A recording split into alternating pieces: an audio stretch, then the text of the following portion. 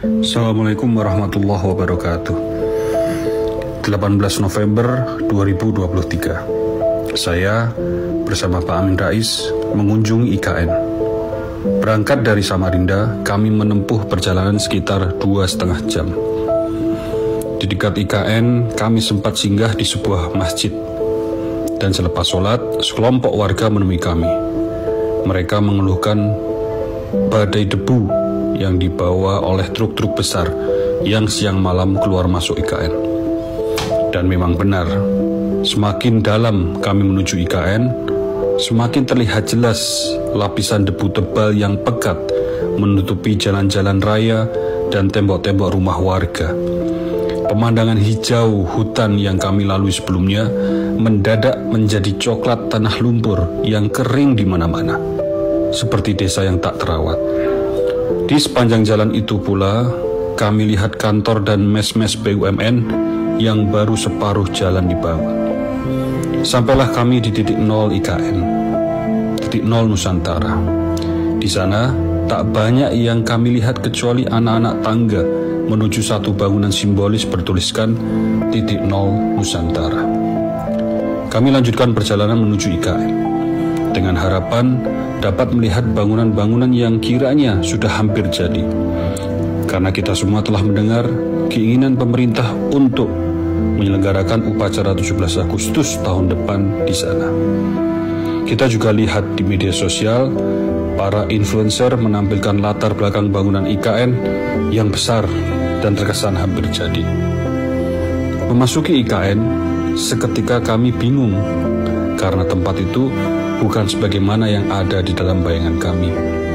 Hampir semua bangunan yang kami lalui, kalau tidak baru papan nama saja, maka baru tahap awal yang mungkin tak lebih dari 30-40%. Memang ada beberapa rumah-rumah menteri yang dari luar tampak hampir jadi, tapi masih jauh untuk dapat ditinggali.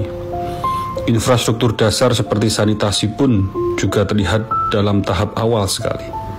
Masih banyak yang berupa galian besar terbuka begitu saja. Kami lanjutkan masuk lebih jauh ke IKN hingga ke bangunan bakal Istana Presiden. Tak jauh dari sana juga terlihat tempat bakal upacara 17 Agustus. Sama saja, menurut kami masih jauh dari yang kami bayangkan sebelumnya. Sulit untuk membayangkan tempat itu benar-benar siap dan layak untuk upacara 17 Agustus tahun depan, kecuali kalau dipaksakan sana-sini. Tak berani juga kami mencoba menghitung-hitung berapa ratus atau ribu triliun rupiah yang dibutuhkan, tidak hanya untuk menyelesaikan bangunan IKN yang secara keseluruhan itu belum apa-apa, tapi juga untuk memindahkan seluruh peradaban pemerintahan ibu kota ke sana.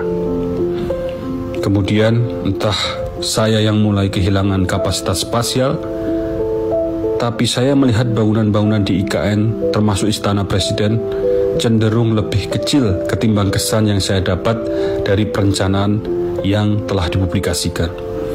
Atau mungkin bukan kemampuan spasial saya yang menurun, tapi akal saya yang terpedaya oleh visualisasi yang bias dan berita-berita yang menggembar-gemborkan IKN.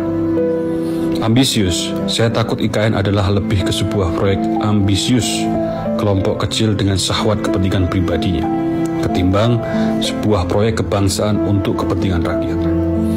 Tak ada kesan kajian yang mendalam dan saintifik dari progres IKN yang kami lihat kemarin. Serba tidak siap, itulah kesan yang kami tangkap. Mes-mes BUMN yang mengerjakan IKN baru saja mulai dibangun. Bagaimana mau menyelesaikan bangunan-bangunan inti IKN tahun depan? Hil yang mustahil. Berapa triliun dan berapa tahun lagi yang dibutuhkan untuk menyelesaikan IKN? Yang kalau kita pikirkan sekali lagi, sebenarnya sangat belum diperlukan. APBN akan kehabisan darah dalam tahun-tahun mendatang. Dan mau tidak mau harus disuntik hutang agar tetap bernafas. Padahal di sisi lain, dana IKN seharusnya dapat kita gunakan untuk menyelamatkan anak-anak Indonesia dari stunting, gizi buruk, putus sekolah, juga pengangguran dan kemiskinan. Proyek IKN adalah proyek mercusuar yang idenya terlalu menyundul langit, hingga lupa pijakan di daratan. ide IKN mengingatkan saya pada karakter narsisistik megalomaniak. Karakter tersebut berpikir dirinya paling penting, paling besar, dan paling mampu. Sehingga jaringan saraf pusatnya menciptakan delusi yang meyakinkan dirinya sendiri bahwa membangun IKN dalam waktu sekian tahun saja itu bisa karena dirinya hebat. Saya bisa saja salah, tapi saya yakin bagi yang melihat langsung IKN saat ini dengan nurani yang jujur akan berpendapat yang sama dengan saya dan juga Pak Amin Rais.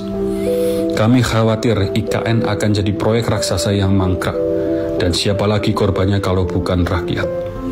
Surat pendek ini adalah sebuah autokritik seorang anak bangsa yang mencintai negeri dan saudara setanah airnya, yang ingin melihat negeri yang gemah ripah loh Jinawi ini dikelola dengan benar, sehingga semua rakyatnya hidup makmur.